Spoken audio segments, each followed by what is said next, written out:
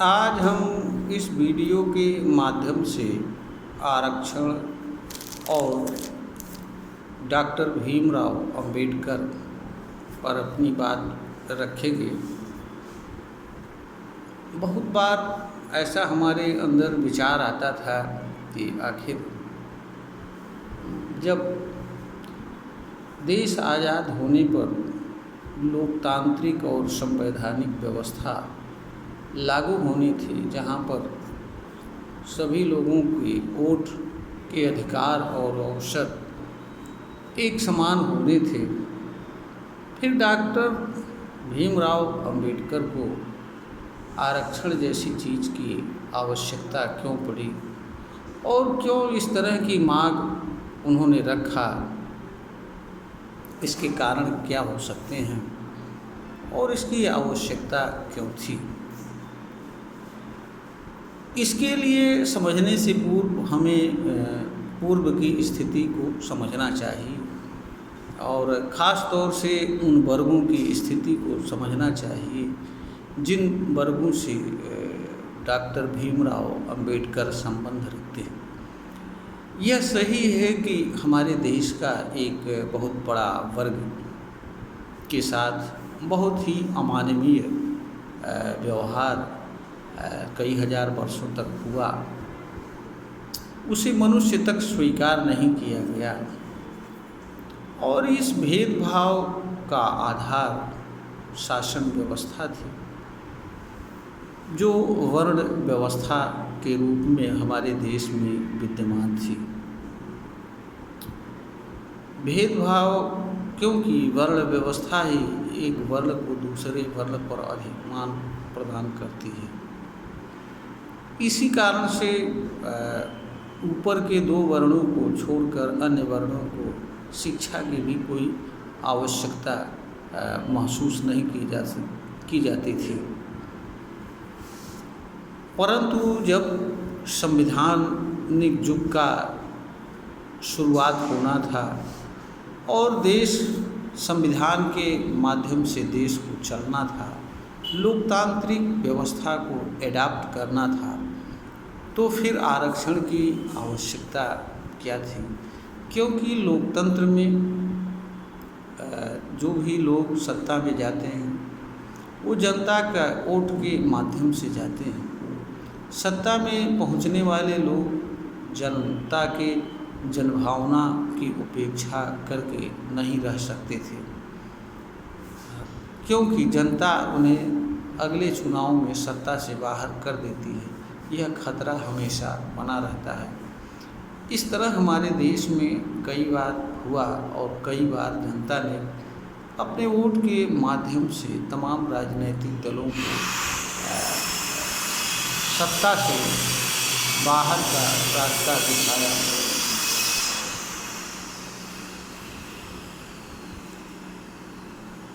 यह एक हमारे देश की लोकतांत्रिक राजनीति की सच्चाई है, परंतु यह भी एक सच्चाई है कि हमारे देश का तथाकथित अगुआ वर्ग उसी विचारधारा को ढोने का आदी है जो विचारधारा भेदभावपूर्ण थी, क्योंकि उस विचारधारा और व्यवस्था में उसे उच्च स्थान प्राप्त था। ऑनेस्टली वह आज भी संविधान और समानता और स्वतंत्रता जैसी चीज़ को स्वीकार नहीं करना चाहता है। यह भी एक सच्चाई है। हम यह भी यहाँ पर नहीं कह सकते हैं कि सारे लोग इसी विचार के हैं, परंतु अधिकांश लोग इसी सोच और विचार के हैं। यह भी एक सच्चाई है।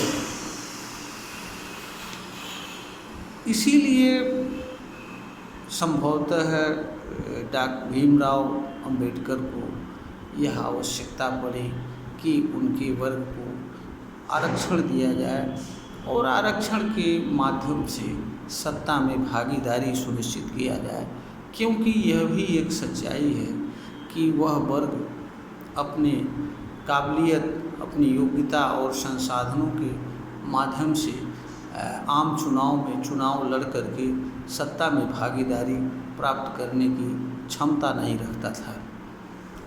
यह भी एक सही है। आरक्षण नहीं होता तो उस वर्ग के लोग सत्ता में फिलहाल तत्काल तो नहीं आ सकते थे। हाँ, धीरे धीरे उनकी स्थिति में बदलाव होता और राजनीतिक दलों को चूँकि वोट लेना रहता है, इसलिए उस वर्ग को भी किसी न किसी रूप में भागीदारी देना पड़ता और किसी न किसी रूप में स्थान देना पड़ता, जिसके माध्यम से वह वर्ग भी राजनीतिक सत्ता में आता। परंतु यह भी सच्चाई है कि वह वर्ग सीधे तौर पर सत्ता में आने की क्षमता नहीं रखता। आज भी अगर देखा जाए तो बहुत कम लोग उस वर्ग से इस स्थिति में हैं कि जो सीधे चुनाव लड़ करके और सत्ता में पहुंच सकते हैं। दूसरी बात जो महत्वपूर्ण यह भी है कि उनके उस वर्ग के अलावा जो ऊपर के अन्य वर्ण से संबंध रखने वाले लोग थे, वह लोग भी वैचारिक रूप से उस वर्ग को स्वीकार करने और उसे सम्मान देने और उसके साथ चलने के लिए, उसे अपना अगुआ मानने के लिए भी किसी भी अवस्था में तैयार नहीं थे। यह बात भी एक सच्चाई है। वह हमेशा आज भी इसी भी रूप में देखना चाहते हैं। यह अलग बात है कि राजनीतिक दल, राजनीतिक व्यवस्था और अन्य कारणों से उनकी बात करते हैं, उनके उत्थान की बात करते हैं और अनेक प्रकार के प्रलोभन देते हैं। यह भी एक सच्चाई है। दूसरी चीज़ यह भी है कि सत्ता में पहुंचने पर सत्ता का लाभ किसी वर्ग के मिलता है। कुछ लोग ही जाते हैं, यह भी सही है, लेकिन उनके माध्यम से अन्य लोगों को सत्ता का मूल्य और महत्व समझ में आता है। इसके कारण उनके अंदर सत्ता को प्राप्त करने की भावना, ललक भी जागृत होती है। आज यह सब कुछ दृष्टिगत हो रहा है।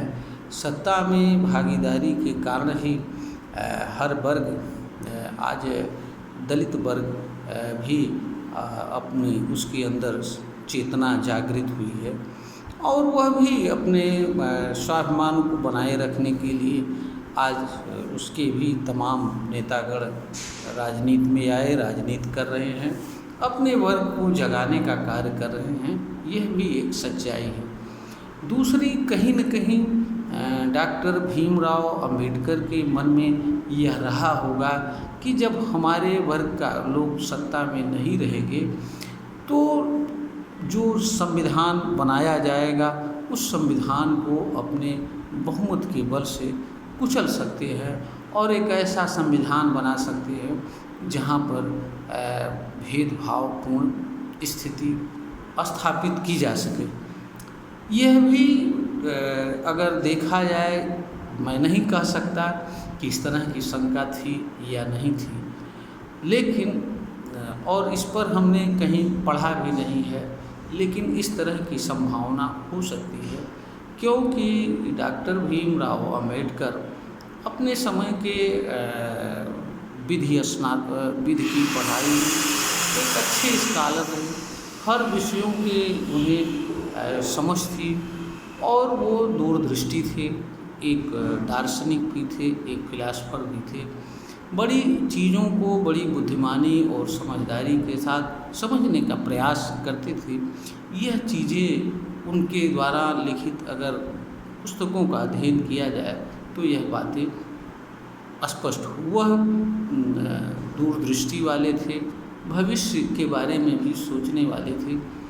इस कारण से उनके मन में यह भी रहा हो सकता है कि जो संविधान बनेगा और अगर हमारे वर्ग को अलग से रिजर्वेशन नहीं दिया जाएगा, रिजर्वेशन के माध्यम से सत्ता में नहीं जाएगा, तो बहुमत के लोग संविधान को कुचल सकते हैं, उसमें संशोधन कर सकते हैं। यह भी रहा होगा और यह निराधार भी नहीं है क्योंकि एक बार इंदिरा गांधी ने वर्तमान संविधान को कुचलने का प्रयास किया। वह तो हमारा उच्चतम न्यायालय है जिसने उनकी मर्यादा को बताया और यह बताया कि यहाँ विधि का शासन है, संविधान सर्वोच्च है, उससे ऊपर संसद नहीं है।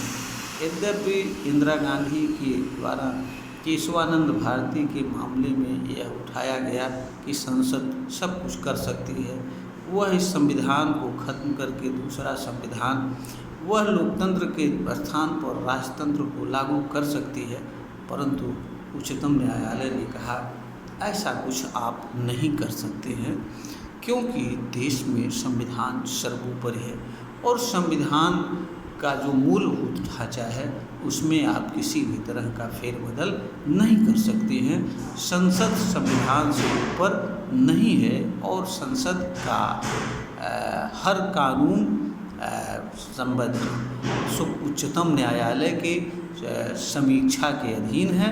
उच्चतम न्यायालय का दायित्व है संविधान की रक्षा करना और वह अपने इस दायित्व में संसद के हर कार्यों की समीक्षा कर सकता है और उन कार्यों को असंवैधानिक घोषित कर सकता है जो संविधान के मूलभूत ढांचे को ध्वस्त करने वाले। संसद कोई ऐसा संशोधन संविधान में नहीं कर सकती है जिससे संविधान का मूलभूत ढांचा प्रभावित हो। मूलभूत ढांचा क्या है, इसको भी सुप्रीम कोर्ट ने कहा, इसका भी निर्धारण करने का कार्य सुप्रीम कोर्ट का कार्य है। यह कार्य भी संसद को करने का अधिकार नहीं है। दूसरी, वर्तमान में भी जो हमारे एक वर्ग है वह आज भी कहीं न कहीं प्राचीन काल में प्रचलित वर्ण व्यवस्था का पक्षधर है और वह उसी को आज भी किसी न किसी रूप में अच्छा बताने की कोशिश करता है और अगर उसका बस चले तो इस संविधान को बदलकर इसकी जगह पर वर्ण व्यवस्था जैसी चीज़ को लागू कर दे। परंतु यह सही है कि ये संविधान में इतने सुरक्षा के उपाय हैं।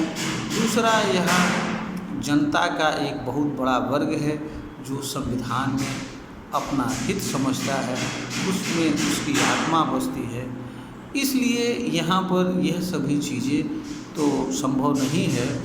और दूसरी ये है कि किसी भी तरह का संशोधन कोई भी सरकार ले आवे तो उस पर अंतिम मुहर लगाने का अधिकार सुप्रीम कोर्ट को है और सुप्रीम कोर्ट हमारे इस मामले में अपनी भूमिका बराबर अच्छी तरह से निर्वहन करती आई है।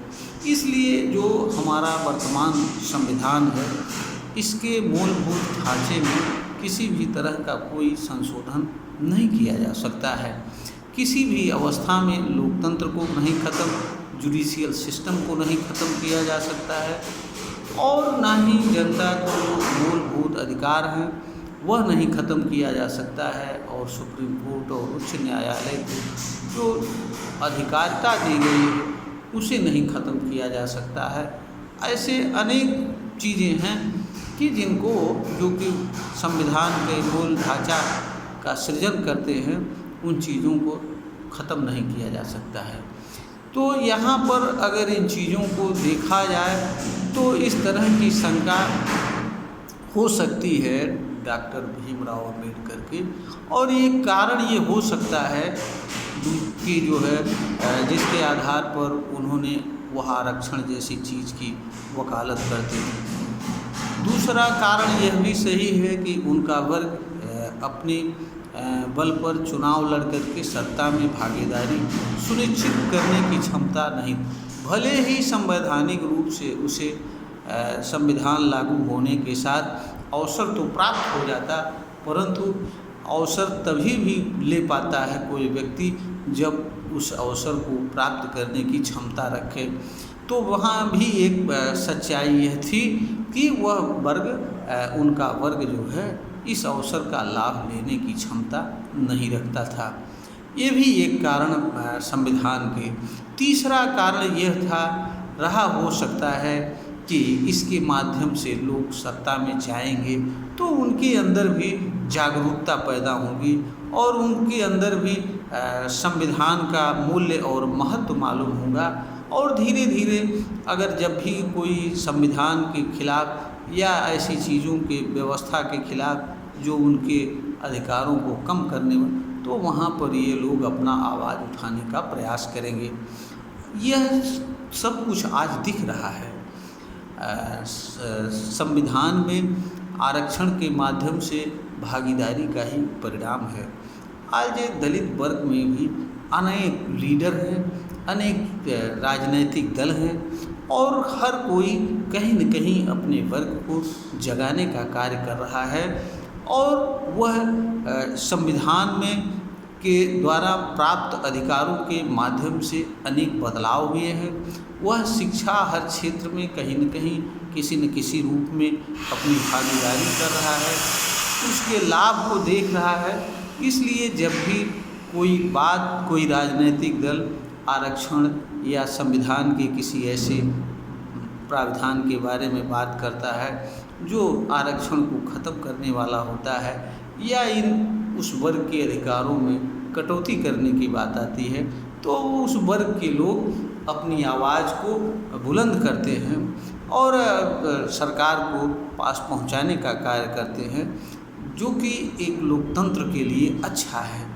लोकतंत्र लोक का तंत्र होता है जिसमें हर किसी को अपनी बात को कहने की आज़ादी हो। वास्तव में लोकतंत्र यही होता है और जिसमें हर किसी को किसी न किसी रूप में आगे बढ़ने का अवसर प्राप्त हो। अवसर जहां बंद हो जाए वो लोकतंत्र नहीं होता है। और कहीं न कहीं जिन चीज़ों को लेकर के डॉक्टर भीमराव अंबेडकर आरक्षण की वकालत करते थे और आरक्षण को संविधान में दिया गया, इसके भी श्रेय उन्हीं को है। वह चीज़ें भी दिखाई देती हैं, लेकिन यह भी सही है कि आरक्षण के लाभ से इनकार नहीं किया जा सकता है, उसके लाभ स्पष्ट रूप से दृष्टिगत होते हैं। दूसरी बात यह है कि आरक्षण से कुछ बुराइयां भी जन्म ली हैं और उन बुराइयों का भी दुष्परिणाम हमारे देश की जनता को किसी न किसी रूप में उठाना पड़ रहा है। लेकिन यह भी सही है कि किसी वर्ग को कोई लाभ देने के लिए किसी न किसी तरह का नुकसान भी उठाना पड़ता है। आरक्षण का एक अच्छा पहलू यह है कि अगर किसी वर्ग को यह लगता है कि उसकी योग्यता का थोड़ा बहुत हनन हो रहा है, तो उसे यह भी समझना चाहिए कि इस कारण से एक वर्ग को उसका लाभ मिल रहा है और वह वर्ग ऐसा है कि जो अपने बल पर भागीदारी सुनिश्चित करने की क्षमता नहीं रखता था, वह वर्ग आरक्षण के माध्यम से भागीदारी पा रहा है। यहाँ पर यह भी हर किसी को यह समझना चाहिए कि सबके विकास में ही देश और जनता का विकास सुनिश्चित है। कुछ मुट्ठी भर लोगों या किसी वर्ग या जाति विशेष के विकास से संपूर्ण देश का विकास और संपूर्ण जनता का विकास संभव नहीं होता है। इसलिए ज़रूरत है सब पढ़ें और सबके पढ़ने और बढ़ने का अवसर प्राप्त हो। यह एक सच्चाई है जिसे हर किसी को समझना चाहिए। हाँ, यह ज़रूर है कि इस कारण से लोगों ने तमाम हमारे एजुकेशन सिस्टम को ध्वस्त किया है, तमाम तरह के स्वास्थ्य सेवाओं को ध्वस्त किया है, जिनमें सुधार की आवश्यकता है।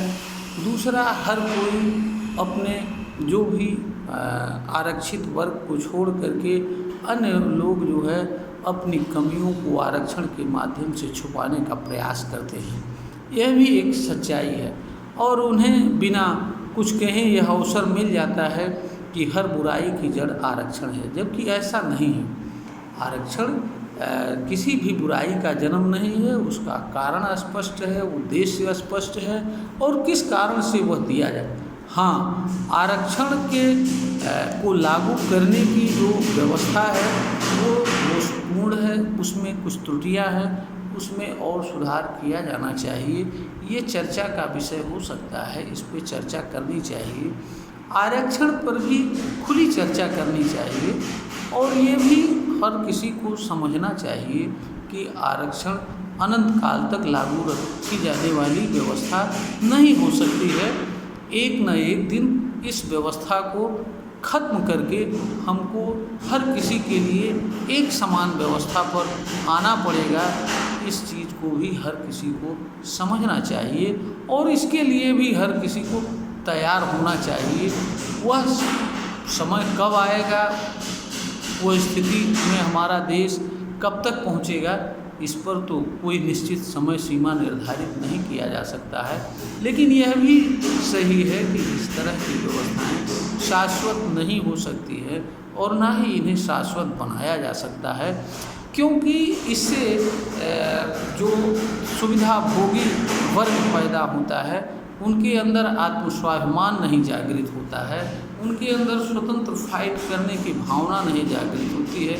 आरक्षण का एक दुष्प्रभाव पड़ता है और एक दिन इस चीज़ को ख़त्म करके उन्हें भी सीधे तौर पर अपने आप को अपने साबित करना पड़ेगा कि नहीं, हम भी वैसे ही हैं जैसे अन्य लोग हैं और हम भी अपने बल पर, अपनी काबिलियत पर, सत्ता में अपनी भागीदारी सुनिश्चित करने की क्षमता रखते हैं।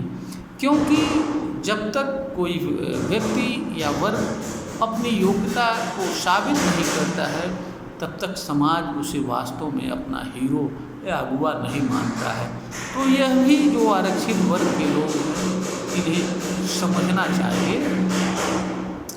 आरक्षण गलत है या सही है, यह वीडियो का हमारे विषय नहीं है। और क्योंकि आरक्षण एक संवैधानिक अधिकार है, वह चर्चा का विषय है, उस पर चर्चा की जा सकती है, उसे रखा जाए नहीं रखा जाए, आधार क्या है, ये सब चर्चा का विषय है। परंतु जब तक वह संवैधानिक रूप से मान्यता प्राप्त है, उसे कोई भी व्यक्ति गलत नहीं कह सकता है और न ही उस पर प्रश्न खड़ा किया जा सकता। हाँ, संविधान आलोचना का अधिकार देता है, विचार करने का अधिकार देता है और विचार करके अपनी राय को व्यक्त करने का अधिकार देता है। और स्वस्थ आलोचना और चर्चा ही लोकतंत्र को विकसित करता है, लोगों को चीज़ों को समझने का अवसर प्रदान करता है। इसलिए आरक्षण जैसी चीज़ पर भी स्वतंत्र चिंतन मनन होना चाहिए, विचार विनिमय होना चाहिए, क्योंकि किसी भी चीज़ पर विचार विनिमय का दरवाज़ा बंद करने से समाज को कोई लाभ नहीं होता है। धर्म के क्षेत्र में विश्वास को लोगों ने जोड़ करके विचार विमर्श का दरवाज़ा बंद किया तो उसका परिणाम लोगों के सामने है। लोग धर्म के नाम पर मर रहे हैं, मार रहे हैं और उनके अगुआ इसका लाभ ले रहे हैं। जबकि मनुष्य धर्म के नाम पर, जात के नाम पर मरने के लिए जन्म नहीं लेता है, बल्कि वह स्वतंत्र रूप से जीवन जीने के लिए जन्म लेता है। यह एक सच्चाई है। बहरहाल हमने इस वीडियो के माध्यम से प्रश्नगत विषय पर अपने ज्ञान और अनुभव जो हमको तर्कसंगत और उचित प्रतीत हुआ उसे रखने का प्रयास किया। आशा है कि यह वीडियो प्रश्नगत विषय पर मार्गदर्शन करने में कामयाब होगी। इसी के साथ हम अपनी बात को ख़त्म करते हैं।